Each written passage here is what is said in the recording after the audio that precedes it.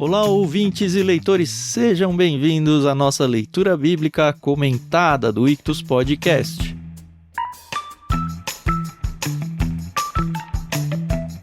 Eu sou o Thiago André Monteiro, @vulgutan, estou aqui com a Carol, que vocês já sabem de microfone novo desde o último episódio, e dessa vez é o Thiago quem está de microfone novo. Eu espero que faça alguma diferença para vocês, ouvintes. Tudo bem com vocês? Oi, pessoal, tudo bem? Aqui é a Carol Simão. E 95%, hein? Hoje, animada. Eu nem fiz essa conta, é isso mesmo? É isso. Creio eu que seja. Não, 90, 45 é 90. Que é 50, 100, 45, 90. Tudo bem, eu não sou a matemática do trio. Já bugou a mente logo cedo, né? Pois é. Bom, como o Thanos disse aqui, microfone novo, espero que fique aí melhor para você que está nos acompanhando aí o áudio. Ele me deu várias dicas aqui de como usar o microfone, que ele é o técnico da equipe aqui. Eu já vi que eu já furei uma, acabei de dar uma risada bem forte perto do microfone. Mas vamos lá, vamos aprendendo a lidar com isso aqui. Mas o mais importante é que a gente está junto novamente para continuar a história de José e chegar ao finalzinho aí do livro de Gênesis. Legal. Eu queria abrir esse episódio, já que a gente tá falando dos microfones, agradecendo o pessoal que tem feito ofertas pra gente. A gente é um projeto praticamente missionário, né? A gente leva a palavra de Deus de graça, sabe-se lá Deus pra onde. E, obviamente, a gente tem os custos, o microfone tá aí para mostrar isso, é um custo caro que a gente banca aqui do nosso bolso, e a gente sempre menciona, conheçam lá o clube, ou pensem em nós como um projeto missionário aí para sua vida. Então fica a nossa gratidão pro pessoal que tem ajudado a gente, realmente muito importante. E também fica o incentivo pro pessoal que ainda não ajuda ou não entende isso. A gente é um produtor de conteúdo aqui, e produzir conteúdo no Brasil é complicado, a gente não tem receita de lado nenhum, a gente faz pela causa mesmo. Então eu agradeço se você considerar a gente, e como a Carol gosta sempre de lembrar, considere no mínimo em oração, né? Porque a gente com certeza tem um projeto muito bonito e muito longo pela frente, e o principal de tudo é a gente estar coberto por vocês aí, por suas orações, para que Deus preserve as nossas vidas e proteja não só a parte de saúde financeira, mas até batalhas espirituais que com certeza acontecem aí quando algum movimento pró-Cristo é formado aí e começa a ganhar corpo. As trevas, elas costumam não gostar muito disso, né? Então, nós três aqui, a gente se coloca na linha de frente para receber aí ataques e que Deus continue nos protegendo. Amém.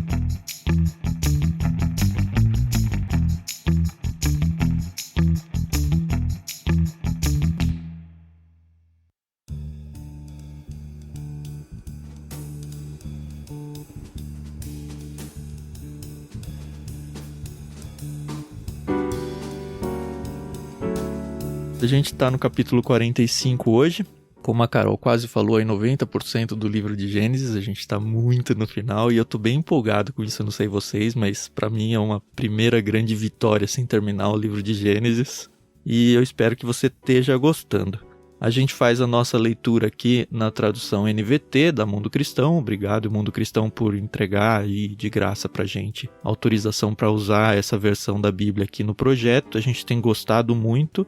E ela faz a divisão do capítulo de hoje em duas partes, a gente vai seguir exatamente essa divisão. A divisão acontece entre os versos 15 e 16. Eu fiquei de fora da leitura hoje, porque são duas partes só, né? E eu não sei qual de vocês que vai começar com a leitura de hoje. Eu começo. Então, já vamos lá. Do verso 1 até o verso 15, né?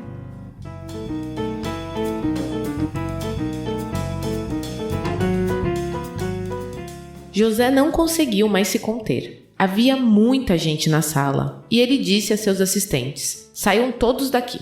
Assim ficou a sós com seus irmãos e lhes revelou sua identidade. José se emocionou e começou a chorar. Chorou tão alto que os egípcios o ouviram, e logo a notícia chegou ao palácio do faraó. "Sou eu, José", disse a seus irmãos. "Meu pai ainda está vivo?" Mas seus irmãos ficaram espantados ao se dar conta de que o homem diante deles era José e perderam a fala. "Cheguem mais perto", disse José. Quando eles se aproximaram, José continuou: "Eu sou José, o irmão que vocês venderam como escravo ao Egito. Agora, não fiquem aflitos ou furiosos uns com os outros por terem me vendido para cá. Foi Deus quem me enviou adiante de vocês para lhes preservar a vida. A fome que assola a terra há 2 anos continuará por mais 5 anos, e não haverá plantio nem colheita. Deus me enviou adiante para salvar a vida de vocês e de suas famílias, e para salvar muitas vidas. Portanto, foi Deus quem me mandou para cá, e não vocês. E foi Ele quem me fez conselheiro do faraó, administrador de todo o seu palácio e governador de todo o Egito. Agora, voltem depressa a meu pai, e digam-lhe, assim diz seu filho José, Deus me fez senhor de toda a terra do Egito. Venha para cá sem demora. O Senhor poderá viver na região de Gósen, onde estará perto de mim com todos os seus filhos e netos, rebanhos e gado e todos os seus bens. Ali eu cuidarei do Senhor, pois ainda haverá 5 anos de escassez. Do contrário, o Senhor e toda a sua família perderão tudo o que têm. José acrescentou, vejam, vocês podem comprovar com seus próprios olhos. E também meu irmão Benjamim, que sou eu mesmo, José, que falo com vocês. Contem a meu pai a posição de honra que ocupa aqui no Egito. Descrevam para ele tudo o que viram e tragam-no para cá o mais rápido possível. Chorando de alegria, ele abraçou Benjamim. E Benjamim também o abraçou e chorou. Então José beijou cada um de seus irmãos e chorou com eles. Depois, os irmãos conversaram à vontade com ele.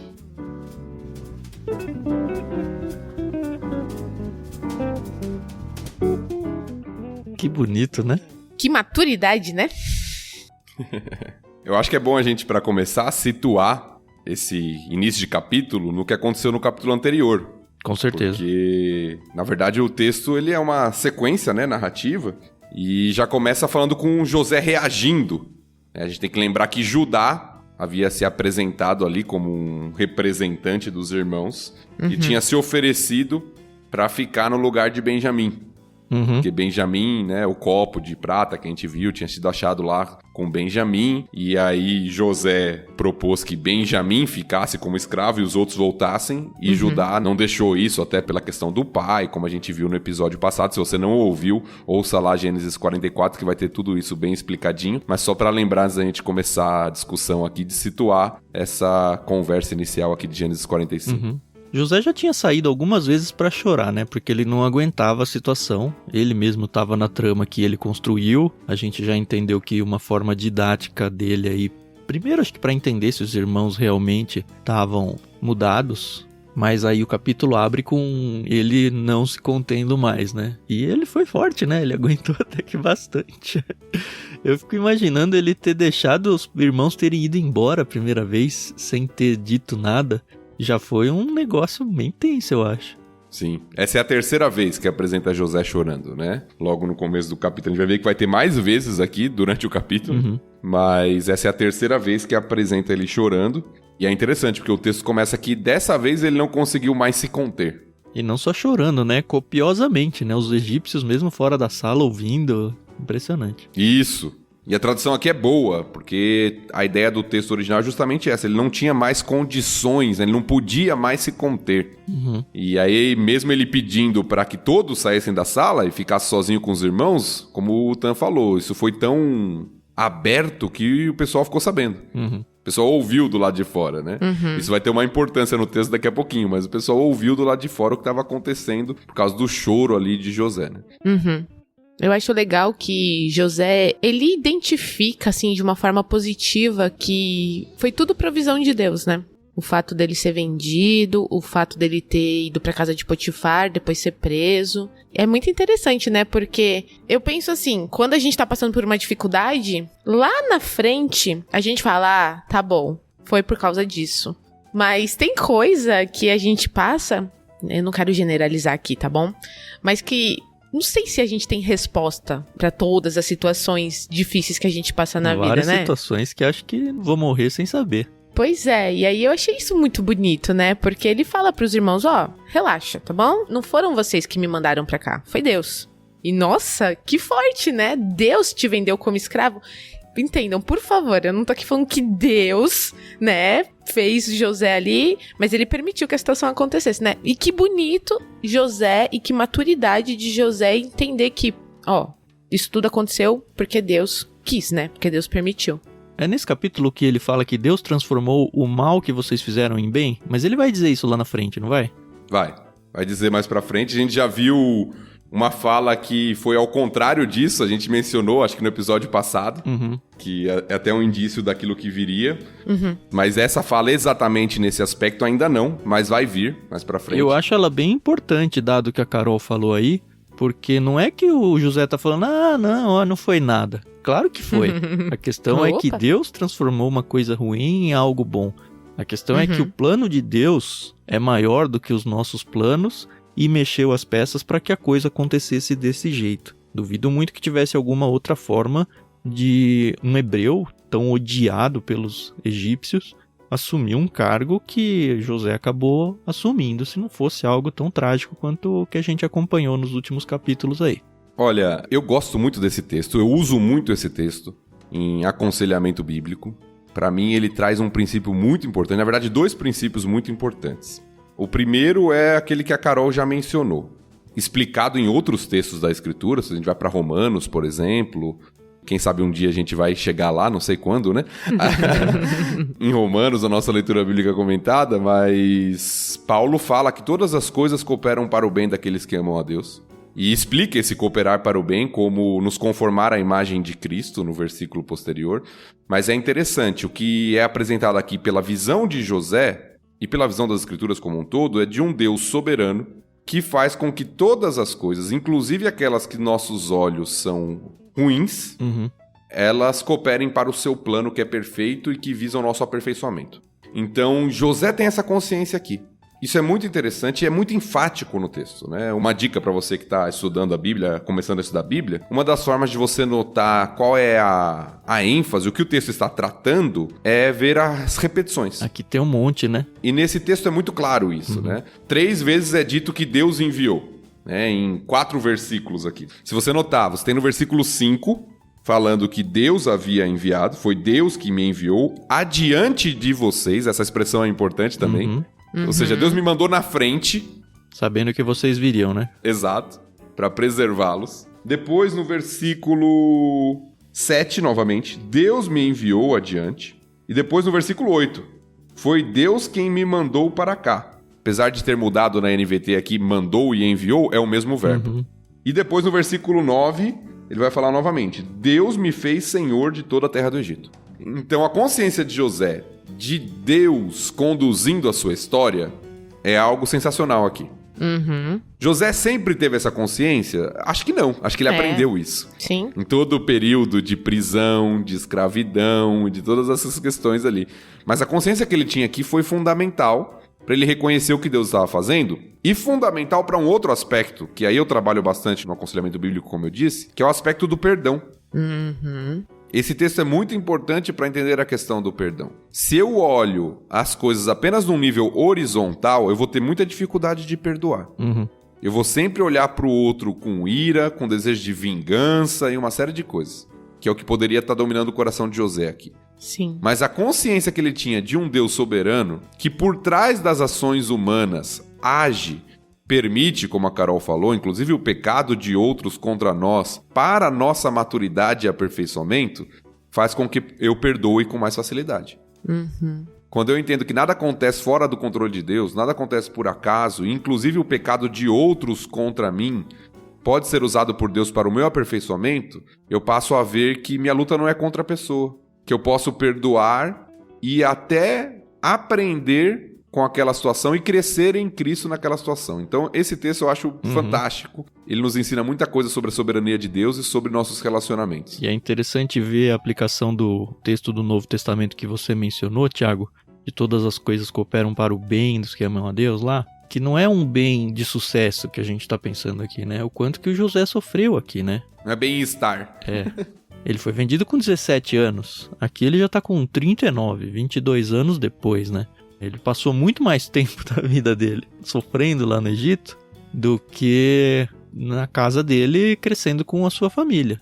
Lembra? Ele acabou de se tornar aí o governante, mais ou menos, né? Eles estão aqui no 2º ano de fome, que foi mencionado no texto, já foram 7 de fartura com ele já governador, mas ele passou aí uns bons anos preso, a gente já mencionou isso em episódios também do passado, e agora que ele tá recebendo, acho que de Deus até essa maturidade para enxergar o todo. E a cara dos irmãos, né, na hora que viram o José, deve ter sido impagável, né? Aquelas cenas pra gente querer ser uma mosquinha e estar lá, né? Eu brinco, às vezes falo que em alguns textos eu gostaria que a Bíblia tivesse sido filmada, né? Poxa, isso é bom. Pra gente ver a reação das pessoas ali. Mas é interessante, a gente pulou até essa parte, porque o versículo 3 nos fala sobre isso, né? Quando José se apresenta, né? Sou José, e a preocupação inicial dele é com o pai. Né? Meu pai ainda tá vivo, de verdade, né? Ele ainda tem vida. Os irmãos ficam espantados e não tem o que falar, né? Eles perdem a fala, o que o texto diz. Ele tem que falar eu sou José 2 vezes, né? No verso Exato. 3 e no verso 4. E no 4 ele ainda falou, o irmão que vocês venderam como escravo ao Egito. E é legal porque é aquilo que você falou, Tan. A consciência da soberania de Deus não elimina o erro dos irmãos. Os irmãos erraram, os irmãos pecaram contra José. Mas Deus trabalhando nisso para transformar em algo bom e providencial até para os irmãos que haviam pecado contra José, porque eles dependem de José agora para sobreviver. Sim. José, se quisesse se vingar, ele não precisava fazer nada. Pois é. Era só deixar os irmãos... Não, tá, vocês não vão receber mais alimento nenhum, pode voltar mas aí ele mata o pai junto.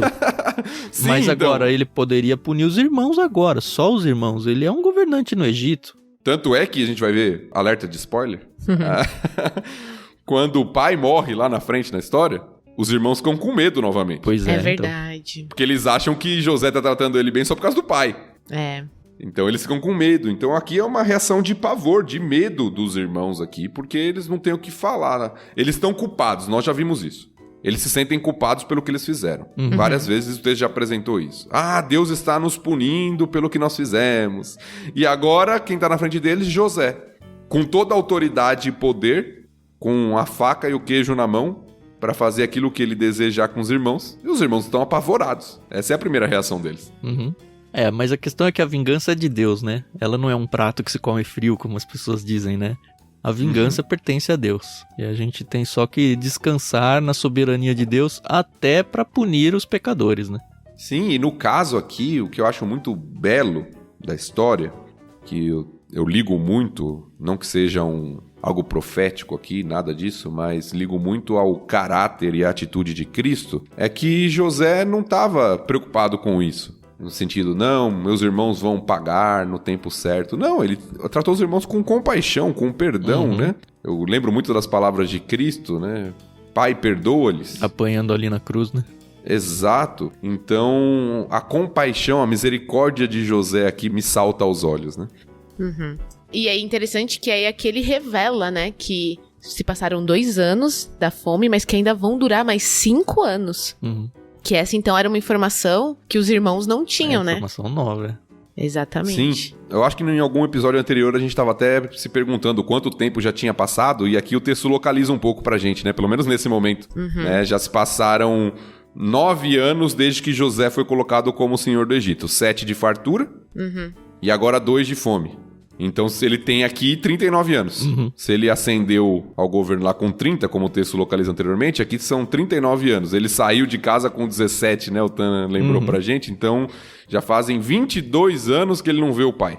E fica um alerta pra nós que estamos conduzindo esse projeto aqui e pra vocês que estão ouvindo aí, que muitas vezes a própria Bíblia responde as nossas perguntas uns capítulos pra frente, né? É verdade. Eu espero que ao longo do processo aqui a gente não tenha que falar, então lembra que a gente falou aquele negócio lá? Esquece aqui, mudou, tá? A Bíblia respondeu. Não chegou a ser eu nesse acho que provavelmente nível vai ainda. acontecer. Mas vai chegar. O que mostra o quão importante é que vocês ouvintes continuem ouvindo, tá? Porque a gente vai dando as nossas erratas aí ao longo do trajeto.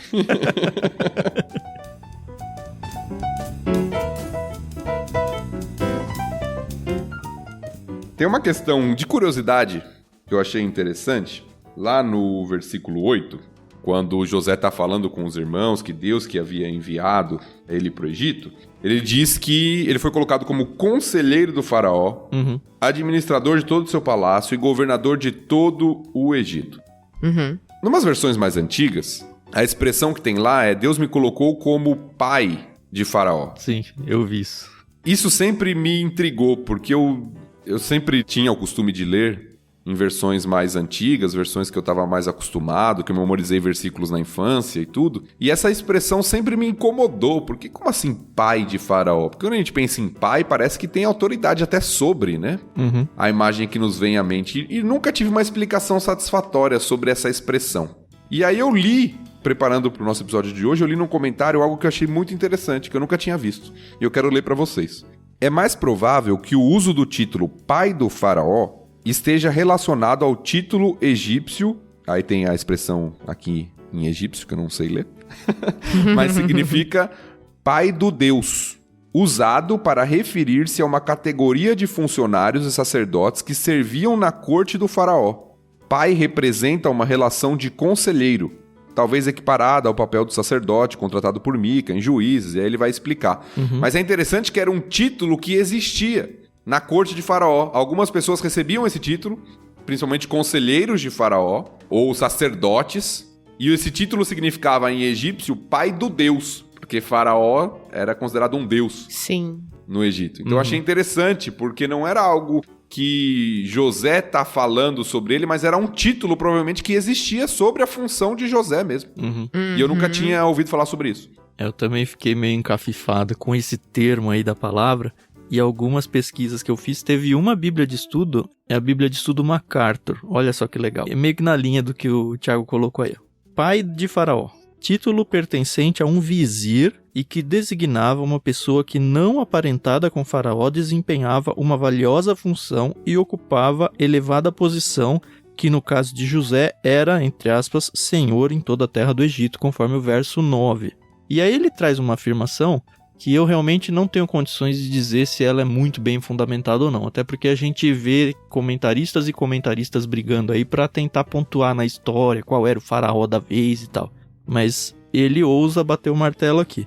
Ele diz: nessa época reinava um faraó novo e mais jovem, Senusert III, cerca de 1878 a 1841 a.C. Eu não me apego muito a qual era o faraó, mas eu me apeguei, Tan, ao fato de que era um faraó novo. E a gente lê o faraó, pensa, sei lá, um cara nos seus 40, 50 anos, sei lá. Mas como a coisa era hereditária lá, pode ser que seja um moleque como faraó, sei lá. Alguém muito jovem que realmente precisava de uma figura de pai, de alguém, o José aqui já tá com quase 40 anos, de alguém mais sábio, mais velho, caberia. Eu não tô dizendo que é isso, tá? Eu tô dizendo que ao ler esse comentário eu pensei, talvez eu esteja pensando o faraó errado, não sei. É uma conjectura, né? A gente vê isso acontecendo às vezes com os reis de Israel. Às vezes reis de Israel assumem o trono com 8 anos de idade, né? Você tem alguns relatos bíblicos. É alguém que cuida, né? Sim, claro. Pela questão da hereditariedade, como o Tan disse. Apesar de que o texto não sugere pra mim, pelo menos eu nunca tinha pensado dessa forma, eu também uma não. mudança de faraó. Parece ser o mesmo desde que José ascende ao trono. Né? Ele já poderia ser jovem lá, mas sim, parece ser o mesmo, né? Não, sei. eu acho que deve ser o mesmo, sim. O texto não... Na verdade, o texto não tá nem preocupado com isso, né? Exatamente. Mas ele não dá a entender uma mudança, e dado que ele não dá, eu acho que deve ser o mesmo. Mas se ele era muito pequeno, sei lá, uns 12 anos, 15 anos lá no começo, quando ele procura e fala, eu tenho que achar alguém sábio ali. Ali caberia alguém que reconhece que é muito novo pra procurar alguém pra cuidar. E aí passou o tempo e ele foi meio que como o pai de Faraó aí. Enfim, são coisas pra gente ficar aí discutindo, não chegamos a nenhuma conclusão fatídica assim, pelo menos acho que não. Mas é legal conversar sobre a Bíblia porque essas coisas vão surgindo, né? E só pra dar o crédito, a leitura que eu fiz aqui foi do comentário histórico-cultural da Bíblia do Antigo Testamento. Tá bom? Eu tenho uma curiosidade, na verdade eu até acho que eu sei a resposta, mas mesmo assim eu queria ouvir de vocês. Aqui no verso 12, José ele já falou que é José, o irmão deles e tal, e aí ele fala assim: vejam, vocês podem comprovar com seus próprios olhos e também meu irmão Benjamim, que sou eu mesmo, José, que falo com vocês. Ele enfatiza que Benjamim é irmão dele porque eles são irmãos de pai e mãe? Acho que sim. Sim. Ele dá até uma predileção pro Benjamim aqui, ele é o primeiro que ele vai abraçar e beijar, né? Não só isso, mas pra frente no capítulo a gente vai ver a questão da entrega de roupas e tudo. Benjamim, ele é o predileto de José. Eu não sei o quanto isso é bom Eu não sei o quanto eles aprenderam com a história, com essa questão de predileção. Mas é uma família que vem com predileção faz tempo, né? A gente já vem batendo nessa tecla aí. Faz tempo. Isso vem acontecendo na história e parece que é cíclico, né? Parece que as coisas vão se repetindo, inclusive, aqui. É a história de Esaú e de Jacó, agora Jacó e José, agora José e Benjamim, que não é uma relação pai e filho, mas uma relação entre irmãos. Será que o Benjamim lembrava do José? A gente passou em algum texto que mostrava a diferença de idade entre os dois? Então, não de maneira precisa, mas o que esse texto sugere é que sim. Porque na minha cabeça o Benjamim deve ter, sei lá, uns 4, 5 quando levaram o José embora. Eu não tenho memórias dos meus 4, 5 anos, sabe? Eu não sei exatamente a diferença de idade de José para Benjamim. Realmente eu não sei se a Bíblia localiza isso pra gente ou dá alguma pista. Teria que dar uma pesquisada melhor pra gente saber disso. Talvez no próximo episódio a gente pode até tentar responder de maneira mais precisa. Mas o que o texto que a Carol acabou de ler, o versículo que a Carol acabou de citar, sugere é que sim. Porque ele fala assim, ó, versículo 12. Vocês podem comprovar com seus próprios olhos e também meu irmão Benjamim que sou eu mesmo. É verdade. Ou seja, ele tá me reconhecendo. Apesar de que a aparência era diferente, como a gente já viu. Os irmãos não o reconheceram antes. Eu pensei que a Carol ia até perguntar sobre isso. Como eles não reconheciam antes e agora podem reconhecer, né? Porque a aparência de José tá diferente. Uhum. Sim, sim. Mas aqui eles têm alguma pista, algum indício de que é José e, olha, podem ver que sou eu mesmo. Parece, talvez pela proximidade. Eu ia postar nessa ficha aí. Porque antes a gente tava tudo longe, né? Eles estavam sempre à distância e José fala, agora cheguem perto, cheguem mais perto, é uma das coisas que José fala pra eles. Parece que agora essa autoridade que exigia certa distância, ela é rompida e eles estão próximos uns aos outros a ponto de abraçar, como a gente vai ver, beijar, aí abraçar os irmãos. E talvez eles conseguem reconhecer alguma coisa, apesar da mudança de idade, da mudança de roupa, de fisionomia. Eles conseguem reconhecer que é José. Eu acho que a explicação deve estar nisso aí, né? Uma coisa que me caiu na cabeça agora, pelo menos biblicamente aqui, a gente não vê José contando pra eles que, ó, fui eu que pus a taça lá no saco do Benjamim, tá? Não tem, né? Fica meio que subentendido ou simplesmente todo mundo ignora o fato de ter acontecido isso, né? É verdade. Tem outras coisas, não vou dar spoiler na história que também não são bem explicadas, mas né? No próximo trecho a gente vai ver isso.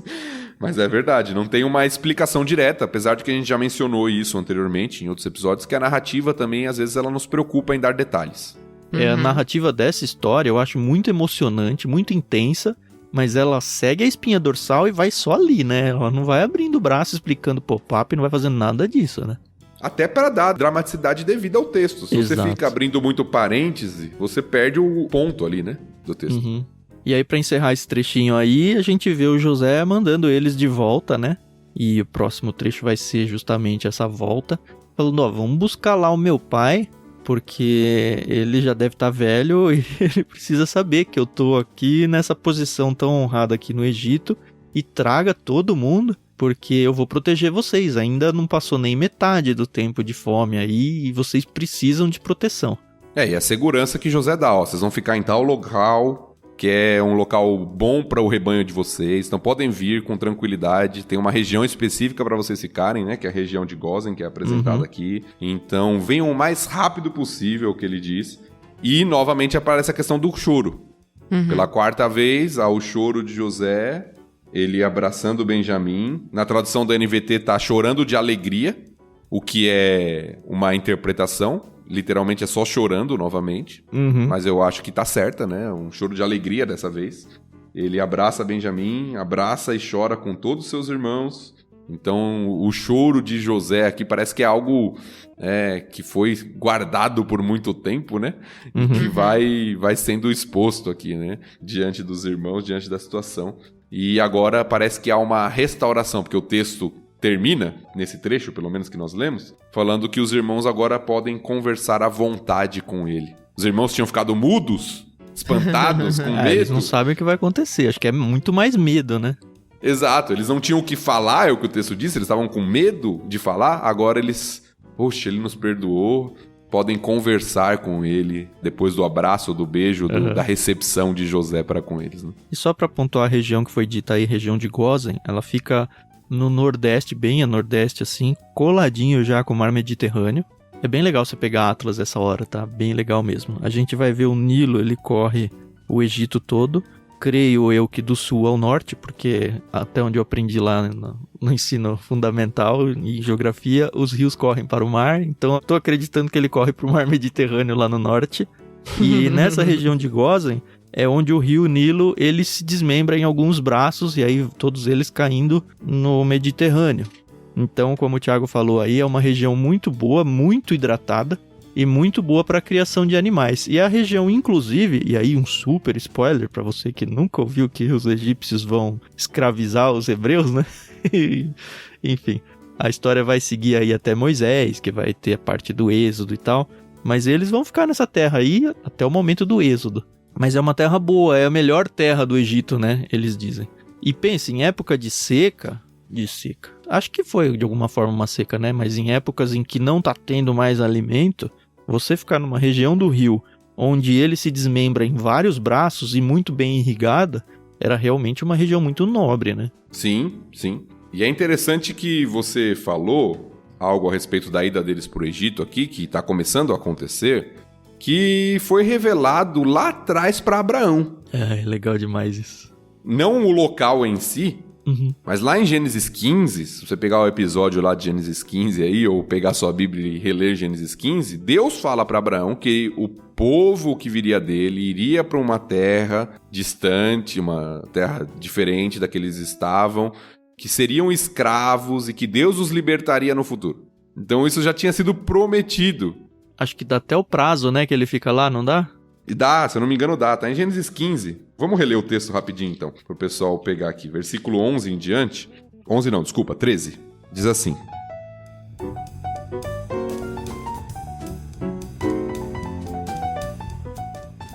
Então o Senhor disse a Abrão: Esteja certo de que seus descendentes serão forasteiros em terra alheia, onde sofrerão opressão como escravos por 400 anos, até o prazo.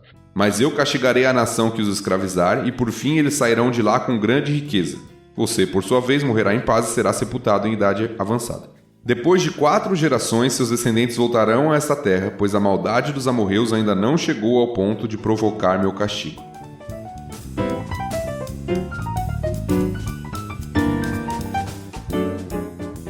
Que é a saída deles do Egito voltando pra Terra Prometida. Cara, tá Exato. tudo desenhado, cara. Me arrepia ler esses textos, me arrepia, porque a gente fica meio que vivendo a vida no escuro, vendo 2 passos pra frente. Mas Deus tem o todo na sua frente, tem o controle da história. Isso dá uma segurança pro meu coração. Não sei se dá pra de vocês, mas pro meu é arrepiante pensar que a gente tem várias profecias na Bíblia e tão diretas e explícitas quanto essas, que falou, ó, vai ser 400 anos, vocês vão passar 4 gerações, vocês vão voltar pra essa terra, vocês vão sair com riquezas. E tudo isso a gente vê que aconteceu certinho, sabe? Tem um monte de profecia que ainda não aconteceu. Por que a gente fica tentando falar, não, vamos alegorizar aqui? Não, cara, Deus falou tintim por tintim que vai acontecer. É certo que vai acontecer. Muito legal, eu gosto demais desses textos.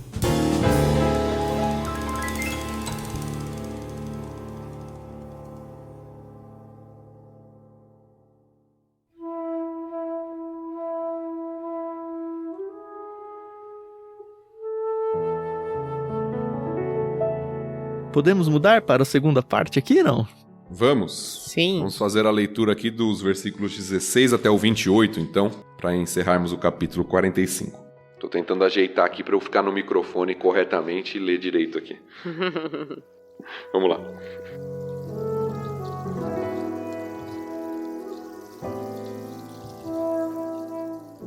A notícia não demorou a chegar ao palácio do faraó. Os irmãos de José estão aqui. O faraó e seus oficiais se alegraram muito quando souberam disso. O faraó disse a José: Diga a seus irmãos, coloquem as cargas em seus animais e voltem depressa à terra de Canaã. Tragam seu pai e todas as suas famílias para cá. Eu lhes darei a melhor terra do Egito, e vocês comerão do que esta terra produz de melhor. O faraó prosseguiu: Diga a seus irmãos, levem carruagens do Egito para transportar as crianças pequenas, as mulheres e também seu pai. Não se preocupem com seus pertences, pois o melhor de toda a terra do Egito será de vocês. Os filhos de Jacó seguiram essas instruções. José providenciou carruagens, conforme o faraó havia ordenado, e lhes deu mantimentos para a viagem. Também presenteou cada irmão com um traje novo, Mas a Benjamim deu 5 roupas novas e 300 peças de prata. E a seu pai enviou 10 jumentos carregados com os melhores produtos do Egito, e 10 jumentas carregadas com cereais, pães e outros mantimentos para a viagem. Depois José se despediu de seus irmãos, e enquanto partiam, disse a eles: Não briguem no caminho por causa do que aconteceu. Eles saíram do Egito e voltaram a seu pai Jacó na terra de Canaã. José ainda está vivo, eles disseram a seu pai. É o governador de toda a terra do Egito. Jacó ficou atônito com a notícia. Não podia acreditar. Quando, porém, repetiram para Jacó tudo o que José lhes tinha dito, e quando ele viu as carruagens que José havia mandado para levá-lo, encheu-se de ânimo. Então Jacó exclamou: Deve ser verdade. Meu filho José está vivo. Preciso ir vê-lo antes que eu morra.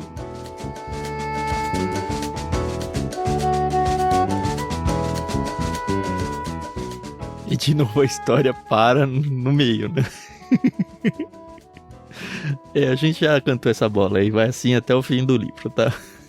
Eu tenho uma coisa aqui pra falar, que eu fico sempre muito confusa. Faraó se agradou da ideia de José mandar trazer sua família hebreia, né? Eram todos hebreus. Eu sei que é mais lá na frente, mas acho que vocês vão entender o que eu tô falando. Como que o outro faraó, quando sobe no poder, nunca ouviu falar de José? Por isso que ele escraviza lá o povo. Eu não entendo. Porque o povo egípcio não é aquele povo... Eu penso assim, aquele povo organizadinho, foi o primeiro povo, talvez, a ter escrita. Não quero aqui entrar nesse mérito. Mas preservam sua história, né? Exatamente! E como é que o faraó que vai subir no poder, que a gente não sabe aqui, né, da linha sucessória, quem que é desse atual faraó, se é neto, enfim. Mas como é que ele não sabe quem era José, se José salvou praticamente aí a humanidade da fome, sabe? Isso pra mim, isso é muito difícil. É difícil mesmo, eu não tenho uma resposta pra você. Talvez seja a questão deles não gostarem dos hebreus e verem os hebreus se multiplicando muito, e aí com o tempo alguém que era o salvador da pátria começa a ser o inimigo número 1 da população, não sei. Mas de fato, não tem. Eu vou arriscar algo. Vai lá. E é um palpite, então se você tá ouvindo e não for isso, quando a gente chegar em Êxodo eu me retrato. Tá. Algumas vezes essa expressão aparece nas escrituras, de que se levantou um novo rei que não conhecia. Isso aconteceu, por exemplo, com o povo de Israel, lá no período dos juízes, quando morre Josué e aquela geração, e nasce uma nova geração que não conhece o Senhor nem ouviu falar dos feitos do Senhor, o que é mais espantoso ainda. Uhum. O que me sugere, tá? E é sugestão mesmo, eu teria que analisar com mais calma, eu nunca fiz isso, é que o texto não está falando aqui de mero conhecimento intelectual, ele não sabia que José existiu, mas muito mais na linha do que o Tan falou, de aversão aos hebreus. Não quer dizer que aquele faraó nunca tinha ouvido falar sobre a história de José, mas que ele não tinha o tratamento que o faraó antigo tinha para com José. É uma sugestão. Uhum. Tá? Mas eu teria que analisar com mais calma, comentários, o próprio texto, o verbo que é usado, pode ter essa conotação ou não. Mas é uma sugestão porque isso também me incomoda, tanto naquele texto de Juízes também. Mas nesse texto especificamente, o que mais me espanta é o contrário. Vamos encher de gente que a gente não gosta aqui, né? Vai ser tudo bom. Não só isso. O que mais me espanta é o favor que José alcançou da parte de Faraó, e não só da parte de Faraó. Porque o texto diz que os oficiais se alegraram muito quando souberam da notícia da família de... Mas isso te espanta, Thiago? Me espanta. Por quê? O que seria o comum? O faraó, ok. Mas os oficiais? Mas será que todo mundo não tem o José meio que como o salvador da pátria? Literalmente, assim, o salvador da pátria, do Egito. Por que não, sabe? Pô, que legal, olha, ele encontrou a família dele. Que bom, é uma pessoa que fez tão bem pra gente, a gente só tá vivo por causa dele. Vamos trazer a família dele pra cá também, sabe? Ele merece um pouco também. Sem contar que o cargo dele era acima de todo mundo que tá feliz, né? Também deve ter um peso, né? Por isso mesmo, né? O que me... Talvez seja meu coração muito pecaminoso aqui, mas pra mim o que teria ali era a inveja de José e as pessoas querendo tomar o lugar dele.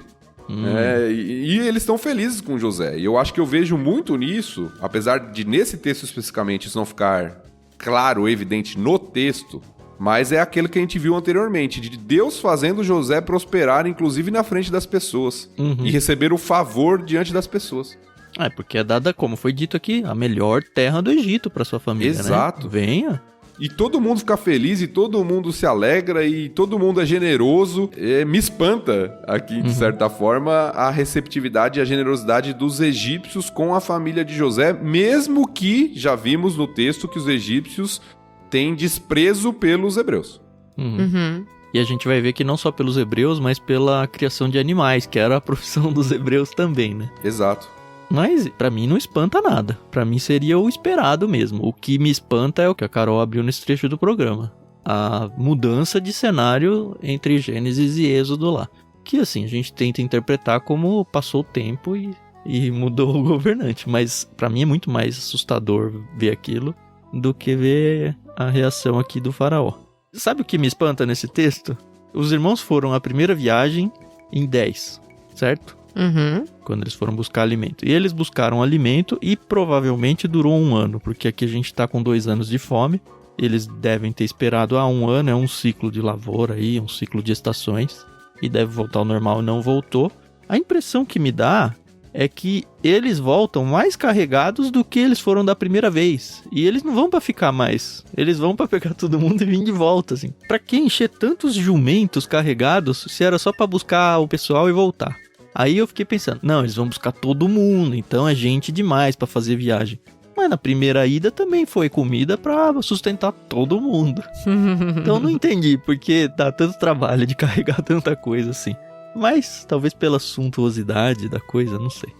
Eu acho que tem um quê aqui de abundância, de generosidade, até de conforto, né? A questão das carruagens, levar o melhor da terra, e também de verifique que essa história é verdadeira. É verdade. Jacó lá na frente vai falar, ele olha pra tudo que foi trazido e fala, é verdade, essa notícia é verdadeira. Ou seja, tô comprovando, eu tenho autoridade no Egito, eu posso mandar um monte de coisa pra vocês, posso mandar do melhor, posso mandar em abundância, posso mandar carruagem pra você não ter que vir a pé, pra mostrar que a história é verdadeira. Então acho que tem um pouco disso também. Pode ser. E vai que a viagem também era mais demorada, porque afinal de contas, Jacó já era um idoso, então... Vão vir os animais, vão vir as famílias, as crianças, tudo, né? Sim, com certeza é mais lenta do que quando vieram só os irmãos. E aí não briguem, né? É legal isso. Eu tenho certeza que saindo da minha frente aqui, vocês vão falar, não, porque, e agora ferrou pra gente, porque o José que...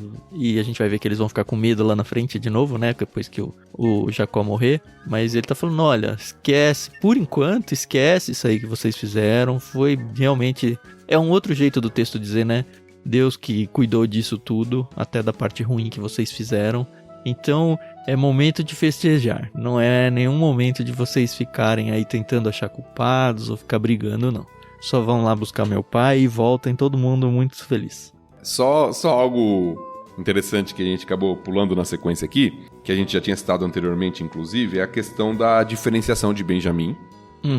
Que Benjamim recebe 5 roupas novas, todos os irmãos ganharam um traje novo, mas Benjamim recebe 5 roupas novas e 300 peças de prata. Sabe o que ia ser legal? O Benjamim ganhar um casaco colorido. Então, mas 2 coisas me vieram à mente aqui, quando eu li esse texto. Primeiro, a questão da roupa, novamente na história de José. Exato. Novamente a questão da roupa, né, e Benjamim ganha 5, os irmãos ganham 1. Então, novamente, a roupa é usada para diferenciar. Assim como José recebeu uma roupa diferente, Benjamim recebe 5 roupas, em vez de uma roupa só. Então tem essa questão. E a questão até da prata, porque José foi vendido por prata, e Benjamim recebe bastante prata aqui. Então tem algumas ironias na história aqui, né?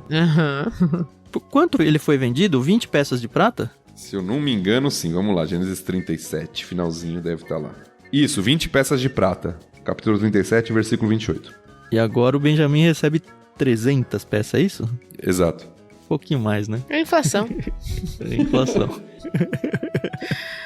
Afinal de contas, o José se valorizou no Egito, né? Então...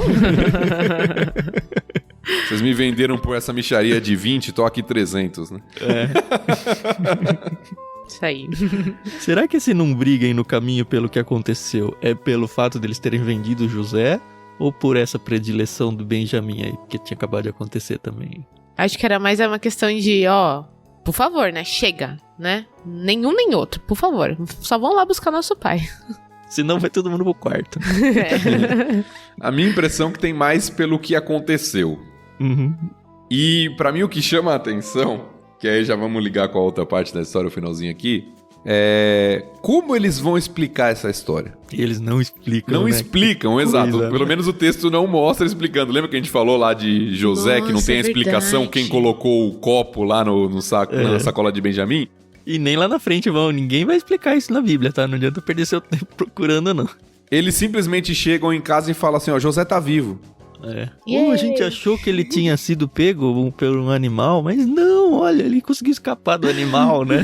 De algum jeito ele caiu no Egito. A pergunta é se o José contou pro Jacó depois, né? Porque, claro, a história não conta, mas se eu fosse Jacó, eu ia querer saber o que aconteceu, né? Nem que fosse diante do José, quando eu tivesse o encontro, falar, filho, o que aconteceu? Como é que chegou até aqui? De algum jeito o Jacó deve ter ficado sabendo. Eu não acredito que ele ficou Não, no eu também escuro o acho tempo que todo. sim. Eu também acho que ele ficou sabendo. Talvez até os irmãos se arrependeram e contaram, mas a narrativa não se preocupa com isso, é interessante. Uhum. É. Porque, pra mim, é uma das partes principais, né, da história, mas não é a preocupação aqui do texto, da narrativa de Moisés. Ele tá preocupado com outro foco. E às vezes nós queremos buscar, isso é interessante, porque a gente quer buscar respostas ou informações no texto que o texto não tá preocupado a dar pra gente. Verdade. Aquela síndrome da necessidade da fofoca que a gente tem, né?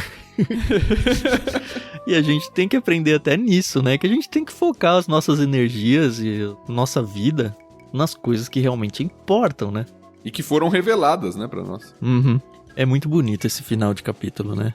Deve ser verdade. E a impressão que me dá é que ele ainda não tá 100% convencido, sabe? Ele tá uns 98 ainda, mas ele tá com um pouquinho de pé atrás ainda. E aí ele fala, não, eu tenho que ir lá ver com os meus próprios olhos, sabe? É isso que me passa, assim. Ainda tô vivo, ainda preciso ir logo, que eu tô morrendo já aqui. Eu tô muito velho, eu não posso morrer antes de ver o meu filho de verdade, poder abraçar. Isso me lembrou uma situação que eu vivi recente, né? A gente tá em finzinho de época de pandemia. Queira Deus que seja realmente o finzinho, né? Mas eu fiquei sem ver os meus pais. Eu moro na capital e meus pais moram no interior por quase 2 anos. Eu vi o meu pai em março de 2020, meus pais. E aí eu não visitei mais, porque os dois têm muito problema de saúde e a gente tinha muito medo de levar alguma doença, alguma coisa. E, cara, se eles pegam Covid por minha causa, eu nunca ia me perdoar, sabe? Então a gente se falava por telefone, via em vídeo e tal, mas nunca mais tinha ido lá. E eu fui agora no final de 2021. Que abraço que eu dei com a minha mãe, viu? Oh, meu Deus. A gente chorou muito. No meio do abraço, ela começou a orar e falou, ai Deus, obrigado porque você me deu esse presente de poder abraçar o meu filho de novo. As pessoas aqui não sabem, mas o meu pai sofreu muito. Ele teve uma queda no meio da pandemia, ele quebrou o fêmur, ele foi hospitalizado. Ele pegou infecção hospitalar, teve que voltar para o hospital, assim. E ele já tem a saúde muito debilitada por outras questões. E o tempo todo da pandemia foi cercado de dúvidas. Será que eu devo ver meu pai? Porque eu não sei se eu vou ver ele vivo mais. Eu acho que ele vai morrer agora. Várias pessoas ao meu redor vieram. Tiago, vai visitar os seus pais. Por causa do seu pai. Você vai se arrepender depois de não ir. E eu fiquei muito na dúvida se eu ia ou não. Ainda assim, porque ainda mais debilitado, eu ficava com medo de levar alguma coisa. E a gente decidiu, não vou. E chegou uma hora que a gente chegou a ter segurança de ir, assim. Eu acho que foi perto do que foi esse reencontro, assim, do... Aliás, não perto, né? Porque aqui não passou 1 ano e meio, né? Passou um pouco mais. 22 Mas, anos, assim, né? Deus me deu a oportunidade de sentir o que é ficar longe de um abraço por tempo demais, correndo o risco de não ver mais. E um risco alto, assim, de não ver mais e não conseguir nunca mais abraçar. E graças a Deus por ele ter dado esse presente pra mim. Amém. Sim. E você vê aqui na história, né? É como se... E o texto até sugere isso, né? Na tradução da NVT tá encheu-se de ânimo. Mas nas traduções mais antigas, tem uma expressão que eu gosto, que é reviveu-se-lhe o espírito. Uhum. É como se Jacó tivesse retomado a vida, ou a esperança, porque ele dava o filho como morto até aqui. Sim. E lembra que ele tava numa angústia danada porque ele tinha mandado o Benjamim, né? E a gente tá acompanhando a história dos irmãos lá no Egito, mas ele não teve nenhuma notícia. Ninguém mandou um WhatsApp pra ele pra contar o que tava acontecendo. É interessante porque ele tava com medo de perder um filho e na verdade ele ganhou um. Nossa, é. É muito interessante a história e como se Jacó voltasse a viver aqui de alguma forma. Ele revive o espírito, a esperança dele e fala, basta, temos que ir, vamos logo, eu preciso ver meu filho, né?